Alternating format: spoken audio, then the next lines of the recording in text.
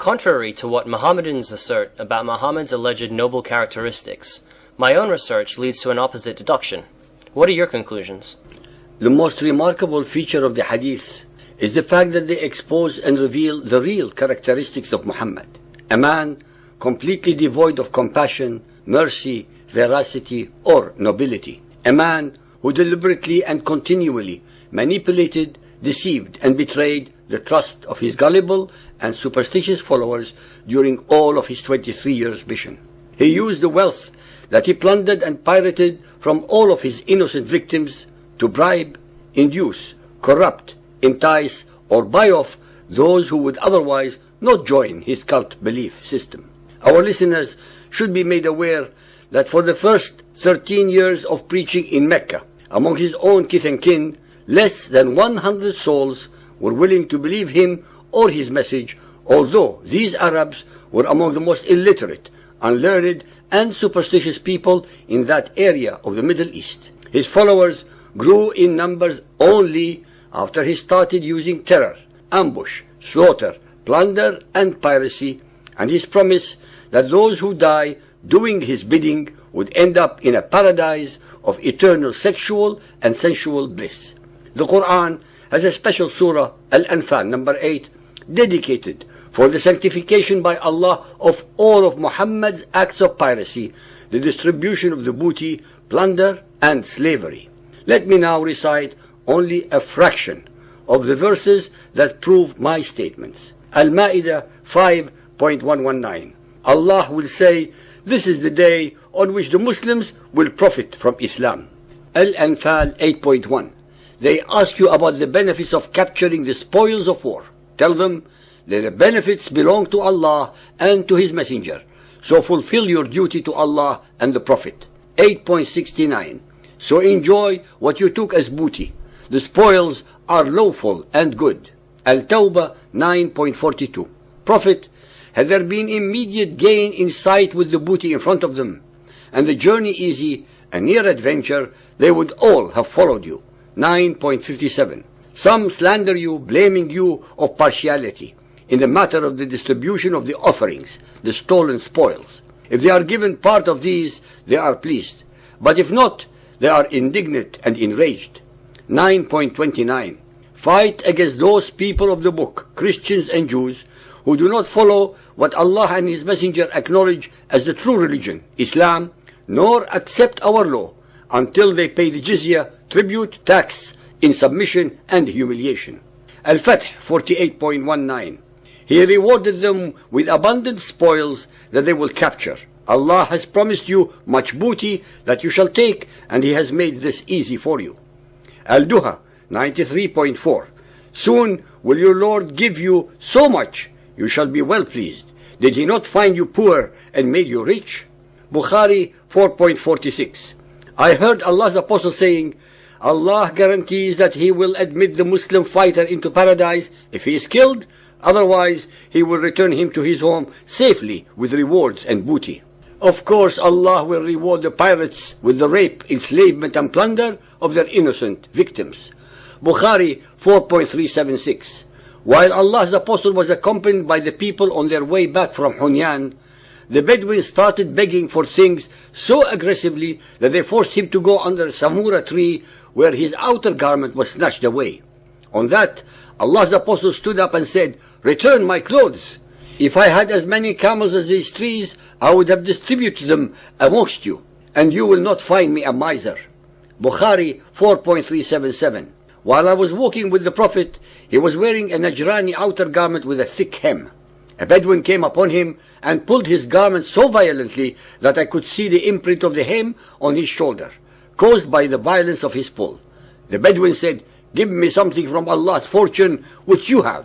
The Prophet turned, smiled, and ordered that a gift should be given.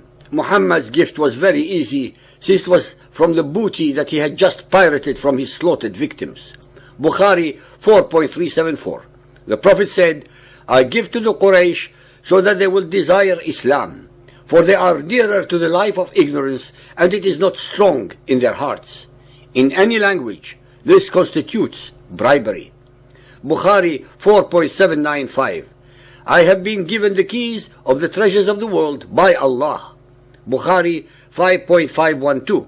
The Prophet had their men killed, their children and women taken as captives. The captives were divided among the Muslims. Then the messenger began taking homes and property that were closest to him. Bukhari 5.620. When Allah gave Allah's apostle what he gave of the properties of the Hawazin tribe as war booty, the Prophet started giving some men 100 camels each. The Ansar then said, "May Allah forgive Allah's apostle as he gives to Quraysh and leaves us although our swords are still dribbling with the blood of Quraysh." Allah's apostle was informed of their statement. So he sent for the Ansar and gathered them into a leather tent and did not call anybody else along with them. The Prophet explained, "I give to these men who have newly deserted heathenism and embraced Islam so as to attract their hearts." Muhammad found that the easiest ways to the hearts and minds of his would-be followers are not words, but bribes in this life and promises of even more in the hereafter.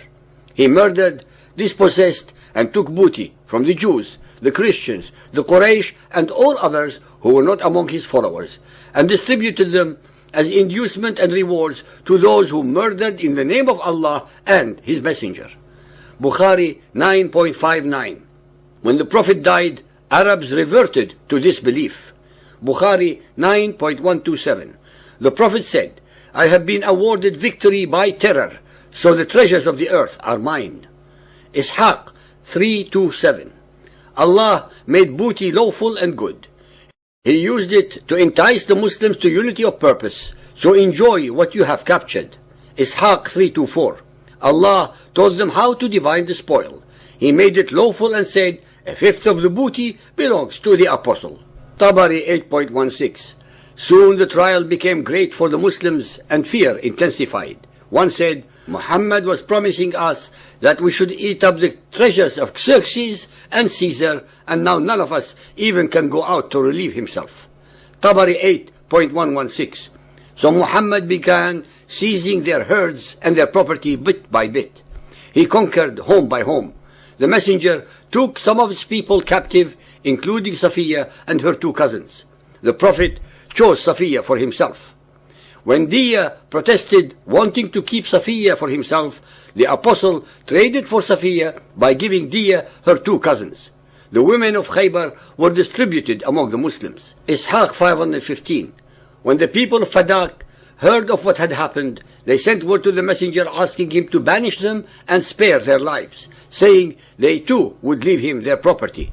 So Khaybar became the prey of the Muslims, while Fadak belonged exclusively to the Messenger of Allah, becoming his personal property. Ishaq 594.